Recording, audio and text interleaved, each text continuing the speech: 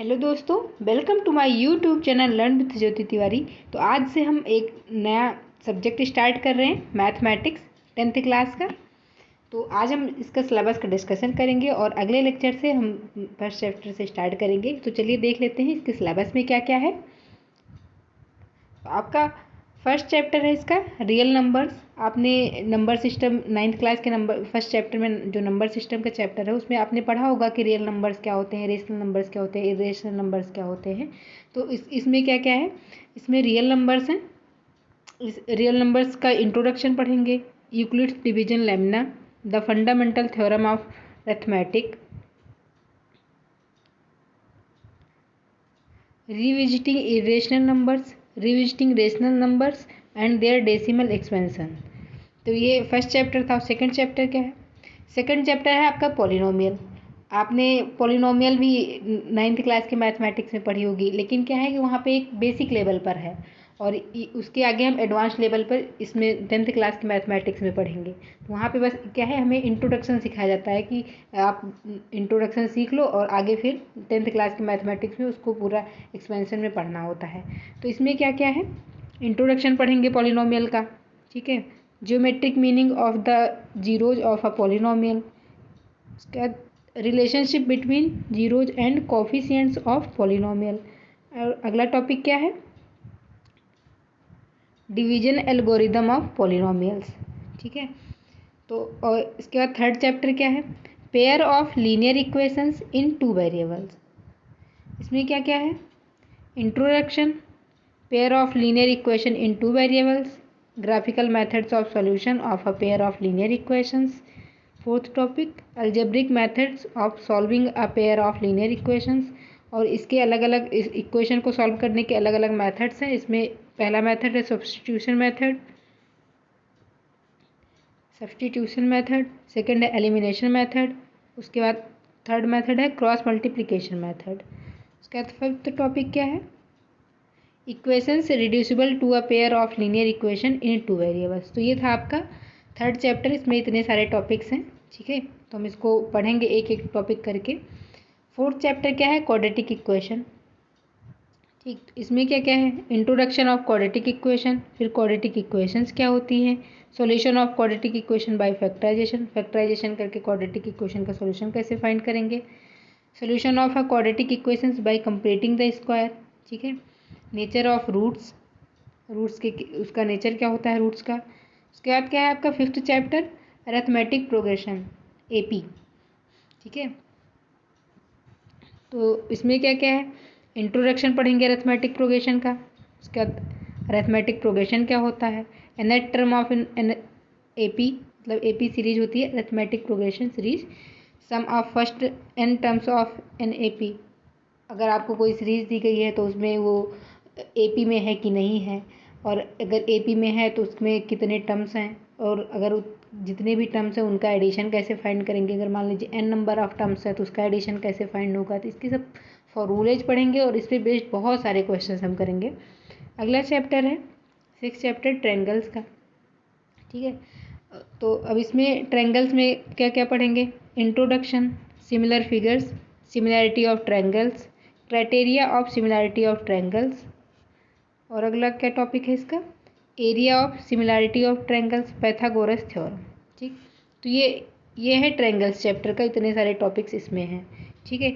अगला चैप्टर है coordinate geometry. 9th class में भी आपने कोऑर्डिनेट ज्योमेट्री पढ़ा होगा, लेकिन उसमें एकदम बेसिक लेवल पे, और यहाँ पे हम उसके आगे और पढ़ेंगे, ठीक। अब इसमें क्या क्या है, इंट्रोडक्शन पढ़ेंगे, डिस्टेंस फार्मूला क्या होता है, अगर आपको 2 पॉइंट्स दिए गए हैं तो उनके बीच की डिस्टेंस कैसे फाइंड करेंगे, सेक्शन फार्मूला, अगर मान लीजिए आपको 2 पॉइंट्स दिए गए हैं और अगर उसमें से आपसे पूछा जा रहा है कि मीडियम जो आपका उसका मिडिल पॉइंट होगा उसको कैसे निकालेंगे, उसका कोऑर्डिनेट क्या होगा। या फिर आपसे पूछ लिया जाता है कि 2 पॉइंट के बीच में कहीं भी आपको दे दिया गया कि इस जगह पर बताइए कि इस पॉइंट की वैल्यू क्या होगी और उस पॉइंट का कोऑर्डिनेट क्या होगा। एरिया ऑफ ट्रायंगल्स, मतलब इसका एक फार्मूला होता है कि अगर आपको कोऑर्डिनेट्स दिए गए हैं तो उससे एरिया ऑफ ट्रायंगल कैसे फाइंड करेंगे, ठीक है। अगर ट्रायंगल के, मान लीजिए आपका ये कोई ट्रायंगल है, ठीक, ये ट्रायंगल है, अगर इसके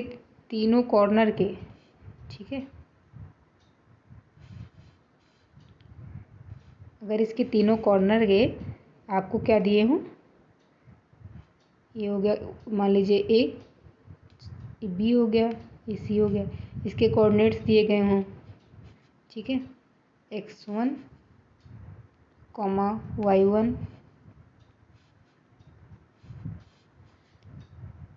x1, y1, और इसके बी के क्या है कोऑर्डिनेट्स, x2, y2, और सी के कोऑर्डिनेट्स हैं x3, y3।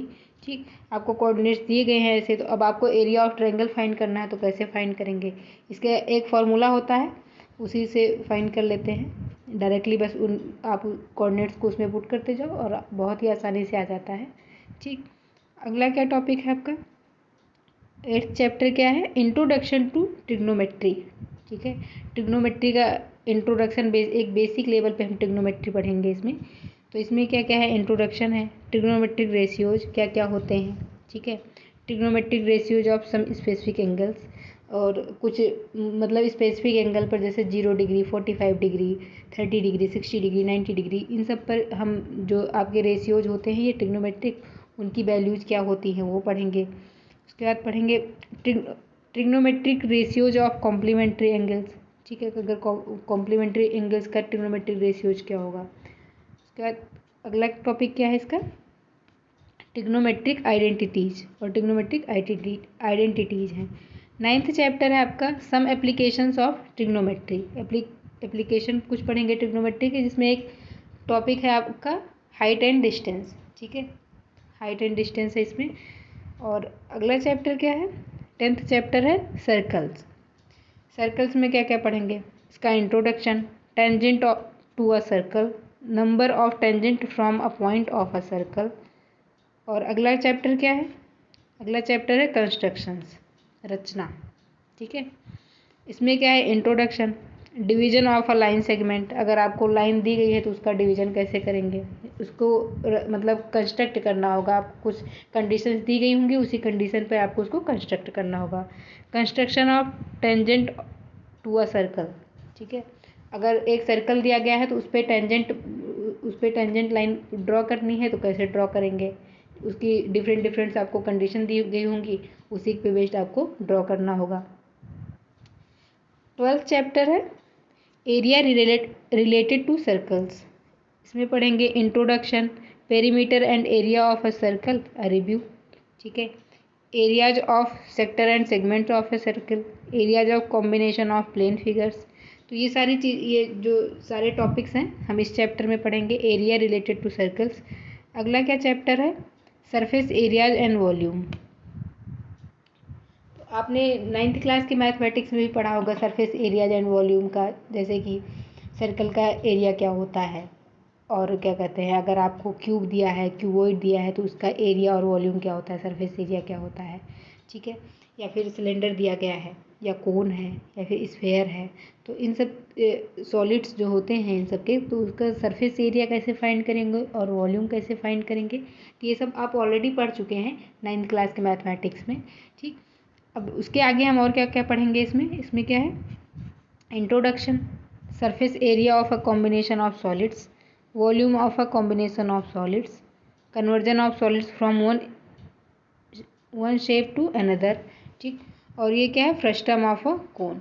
ठीक है, फ्रस्टम ऑफ कोन क्या होता है, हम जब पढ़ेंगे तो बताएंगे इसमें क्या होता है। ठीक है, आज बस सिलेबस देख रहे हैं, सिलेबस में क्या क्या है इसके। और अगला क्या टॉपिक है आपका, स्टैटिस्टिक्स है। ठीक है, इसका बेसिक तो आपने 9th क्लास में पढ़ा ही होगा, और उसके बाद इसको हम एडवांस लेवल पर और आगे पढ़ेंगे 10th क्लास की मैथमेटिक्स में। तो इसमें क्या क्या है, मीन ऑफ ग्रुप्ड डेटा, आपको क्या होगा, टेबल्स दी गई होंगी, तो उसमें से जो डेटाज दिए गए होंगे डिफरेंट, तो उसका मीन कैसे फाइंड करेंगे। मोड ऑफ ग्रुप डेटा, जो आपको डेटाज दिए गए होंगे टेबल्स में, उसका हम मोड कैसे फाइंड करेंगे। Median of group data, mean, mode, median, ये 3 टर्म्स जो हैं हम इनको फाइंड करेंगे इसमें। ठीक है, उसके बाद इसका नेक्स्ट टॉपिक है graphical representation of cumulative frequency distribution, और कैसे ग्राफ को हम रिप्रेजेंट करेंगे। अगर आपको ग्राफ दिया गया है, टेबल दी गई है, आप उससे तो फाइंड कर लेंगे मीन, मीडियन, मोड, ठीक। और अगर आपको डेटा दिया गया है तो उससे हम ग्राफ कैसे बनाएंगे ये भी हम सीखेंगे इस चैप्टर में। और आपका लास्ट टॉपिक है प्रोबेबिलिटी, ठीक। इसका इंट्रोडक्शन तो आपने 9th क्लास की मैथमेटिक्स में पढ़ा ही होगा। तो आपका ये लास्ट टॉपिक है प्रोबेबिलिटी। इसमें हम इंट्रोडक्शन पढ़ेंगे, बेसिक्स थोड़ा सा, उसके बाद प्रोबेबिलिटी अ थ्योरम अप्रोच, मतलब थ्योरम के थ्रू कैसे हम अप्रोच करेंगे कि प्रोबेबिलिटी के क्वेश्चन हम कैसे सॉल्व करें। तो ये था आपका सिलेबस, ठीक है।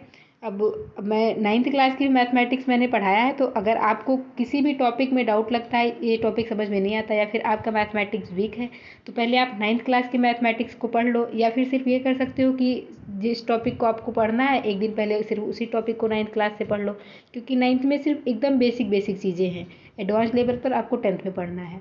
और अगर आप 9th का एक बार पढ़ लेंगे तो उससे क्लियरिटी ज़्यादा आ जाएगी मैथमेटिक्स में, एक अंडरस्टैंडिंग आपके अच्छे से डेवलप हो जाएगी। तो अगर आपको वो लेक्चर्स देखने तो आप देख सकते हैं, ऑलरेडी अवेलेबल हैं इस पर। So thank you so much, and चलिए नेक्स्ट लेक्चर से आपका स्टार्ट करते हैं मैथमेटिक्स। Thank you.